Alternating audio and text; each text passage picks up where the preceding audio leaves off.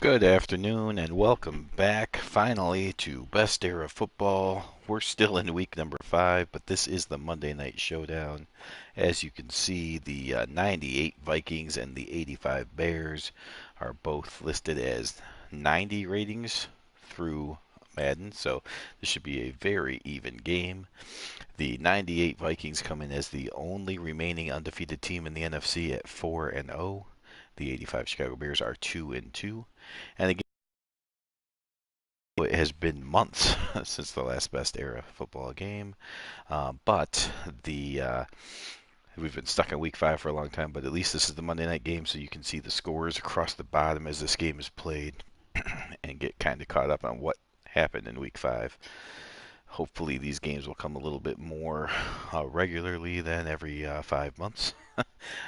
But I do plan on getting a few out here in November. We'll just see how it goes. Of course, Sack to the Future is always going on. In fact, that'll happen later today with a head-to-head meeting with Tears 89. If you want to go back even further to 1963. But here we're in what I call the best era of football, which is between 1984 and 2000. There you see a look at Dennis Green, who's undefeated against Mike Ditka. Ditka's got the 6th best rated defense, but the Vikings, Dennis Green comes in with the 3rd best rated offense. So this is definitely a case of, let's see the great offense versus the great defense.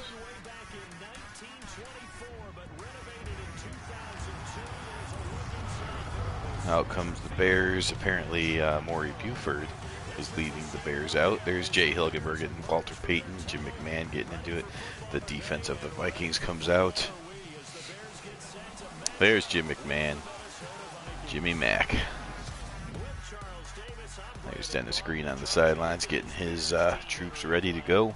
They were winners last time out, so they'll be looking, Charles, to make it 2 in a row.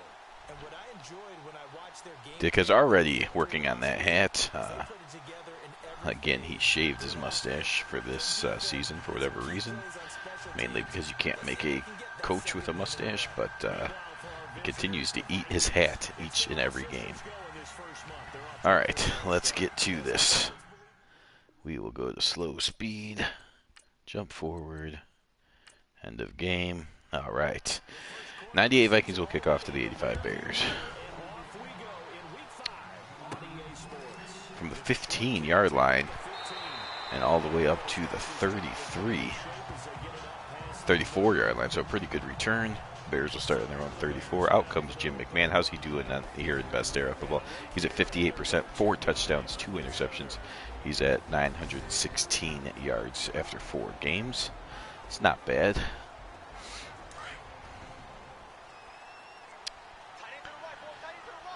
High formation for the Chicago Bears. Let's see. Well, I don't want to say the 98 Vikings certainly can run the ball with Robert Smith, but you should see more running from the Bears. Of course, there he is, Sweetness, one of the all-time greatest running backs. 16 carries, 53 yards. Orlando Thomas, the safety on the tackle, but a 9-yard gain. But the passing game definitely goes to the 98 Vikings with 2 Hall of Fame receivers in Chris Carter and Randy Moss. And Jake Reed's the other one. But there's a big play from McMahon to McKinnon. Dennis McKinnon gets open deep, and right before McMahon gets hit, he delivers a nice pass. And the Bears are driving here on the undefeated Vikings.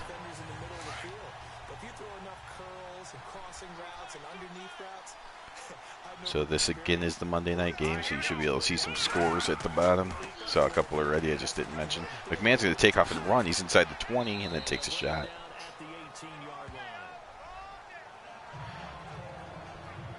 Jimmy Mack was injured in 85. Here's the offensive line of the Bears. Jimbo Covert. Humphreys is starting. Hilgenberg, Thayer, and Van Horn. Humphreys starting for Ports. Walter Payton and Dennis Gentry. Willie Galt and Dennis McKinnon are the receivers.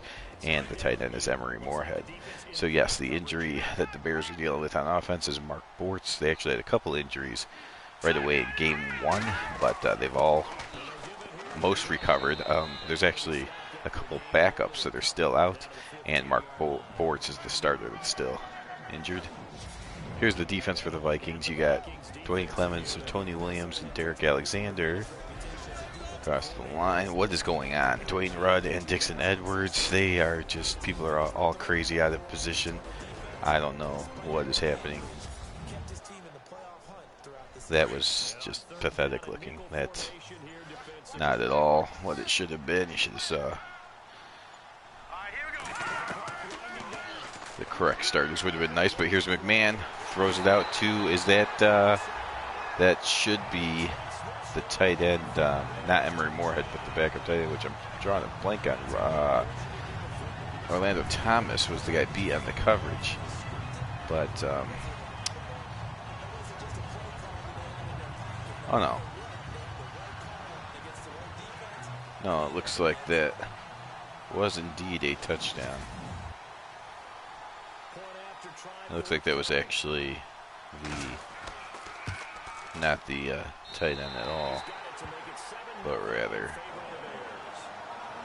the receiver.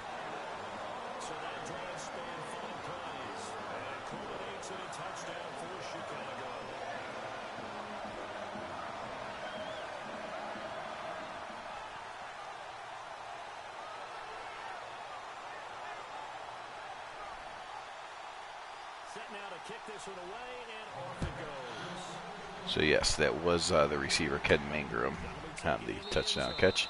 The Bears have the lead, 7-0. Again, the Vikings are the only remaining undefeated team in the NFC, and this is the main reason why. Great start to Best Era Football. Randall Cunningham, 69.6%, over 1,000 yards already, 8 touchdowns, so only 2 interceptions. Randall Cunningham, of course, leads 2 different teams here in Best Era. Hey, Stonewall. Glad you could join us. I know it's been a while for Best Era Football, but try to get back into it a little bit here. This is the Monday night game, so the last game of week number 5. You know, it's hard to remember, but the Vikings are actually undefeated, the only remaining undefeated team in the NFC, as the Panthers, the 96 Panthers were the other one, but they lost in week 5. There's Randy Moss. Last week had 6 catches for 154 yards and 2 touchdowns.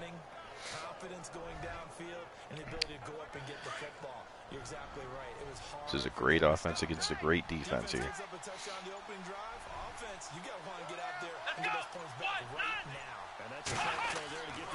Double tight end set, but still a fake, and Cunningham will throw to one of those tight ends and complete it for a modest gain of 6. It was DeLong on the catch. Actually, the 3rd tight end on the team, I believe. There's a handoff to Robert Smith. People forget about him because the passing game is so good, but he's a hell of a running back as well. And that's a huge gain of 20 yards, and the 98 Vikings are rolling. Even though they're playing a great, all-time great defense, they still are not missing a beat. 98 Vikings are real good. There you see the Raiders beat the Ravens.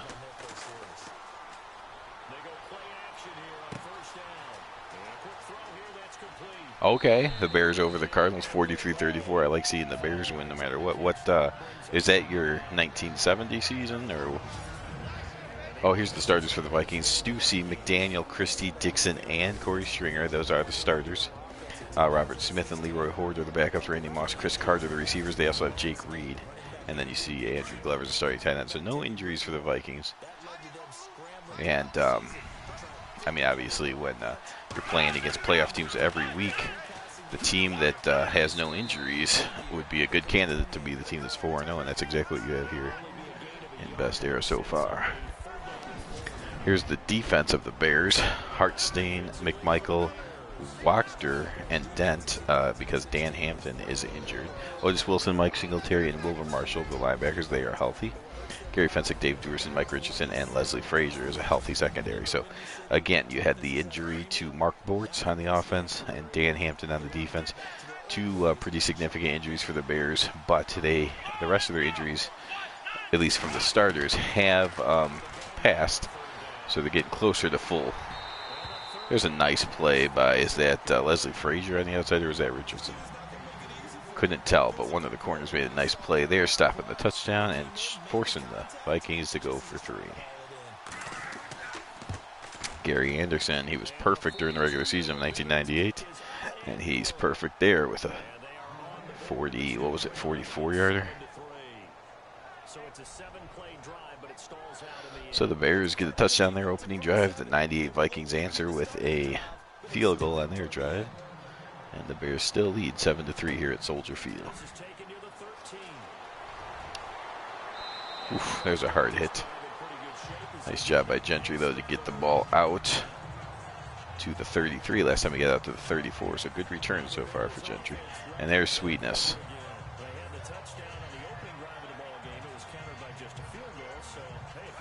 Okay, now, are you going with the playbooks that the teams are assigned to, or are you using the same playbook, regardless what team you play with?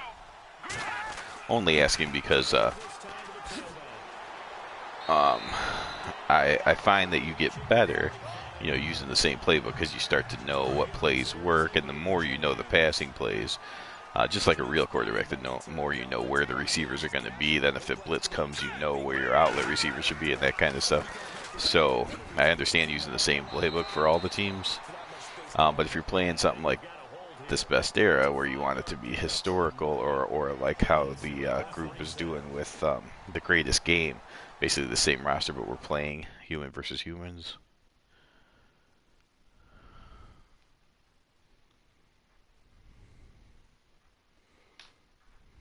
All right.